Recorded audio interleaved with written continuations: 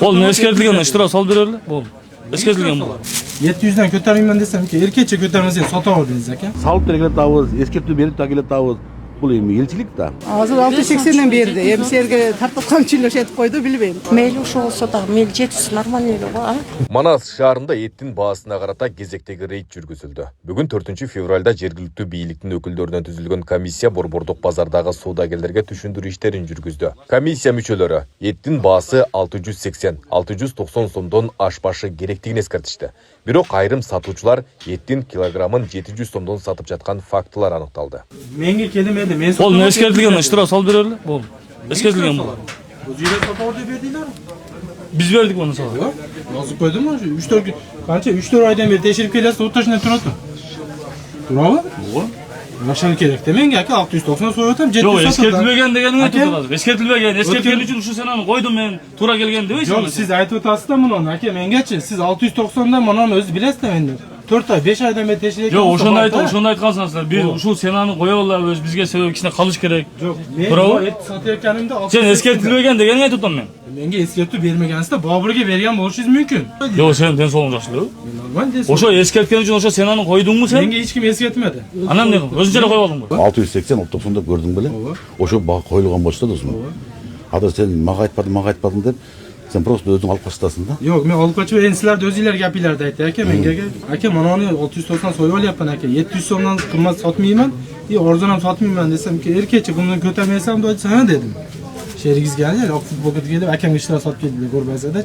700'den ko'tarmayman desamki, erkakcha ko'tarmasan sota verdiniz aka. Бул көрүнүшкө карата монополияга каршы жөнгө салуу кызматынын Жалал Абад облустук бөлүмү айып пул салбастан жөн гана эскертүү берүү менен чектелди. Антимонополия кызматына эмне себептен айып пул колдонулган жок деген суроого мекеме өкүлдөрү алгач ооздеги эскертүү берилерин, ал талап аткарылбаса мыйзамга ылайык айып пул салынарын билдиришти. Еттерден көзөмөл жүргүзүү максатында баасы себепсиз эле жогорулоо максатында биз мониторинг чыктык. Азыркы күндө Манас шаарында еттин баалары такай көзөмөлдөн турат. Биздин кызматка тарабынан күндө чыгабыз. Азыр туруктуу айтсам болот. Белгилей кетсек, эттин баасына көзөмөл жүргүзүү өткөн жылдын август айынан тарта башталган.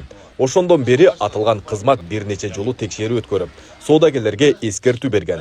Бирок буга карабастан айрым сатуучулар бааны негизсиз жогорулатып жаткан учурлар дагы эле катталууда. Антимонополия кызматтын өкүлдөрүнүн ушул күнгө чейин негизинен эскертүү менен гана чектелип жатканы коомчулукта нааразычылык жаратууда. Буга чейин булар эскертүүсүз эле тиле берүүдөн, соц тармактардан укса болмок. Аларга ушундай жогорку баада эт келип калды деген баананы койдот бизгечи. Ушундай дикандан алып калдым, баасы жогору алып калдым дейт. Эскертүү беребиз. Бизде ОЗЕК эскертүү, жазма эскертүү, анан кийин айып пул бар. Сатуучу адамчы, мен бүгүн келдим эле, мен жаңы чыктым, буга чейин паланчы деген деп, ал жагы дагы эске алып керек бизчи. Айып пул салууга укугубуз бар. Ишкерлерди колдоо дагы жагы бар да биздечи. Биз мамлекет тарап болобуз, биз мыйзам тарап болобуз. Биз укук бузуулардын мыйзам менен иш жүргүзөбүз. Салып келе атабыз, эскертүү берип келе атабыз. Бул эми элчилик да. Ал эми эт саткан соодагерлер малдын өзүнүн баасы кымбаттап жатканын жүйө келтирип, эттин баасынын өсүшүн ушул жагдай менен түшүндүрүшүүдө. Алардын айтымында, учурда малды сатып алуу баасы жогору болуп, мамлекет тарабынан сунушталган баа экономикалык жактан акталбай жатат. Кичине бир эксон болсо ham иштеп туруп атабыз азыр. Эми азыр мындай кышта кичине бир экте хайван чыгып турупту азыр. Уже могу жазында жайты кетет малдар уже билмедим кандай болот. Кой көчүн актабай, чынын айтайлык. Алдаш керек рас. Кой этин акламай.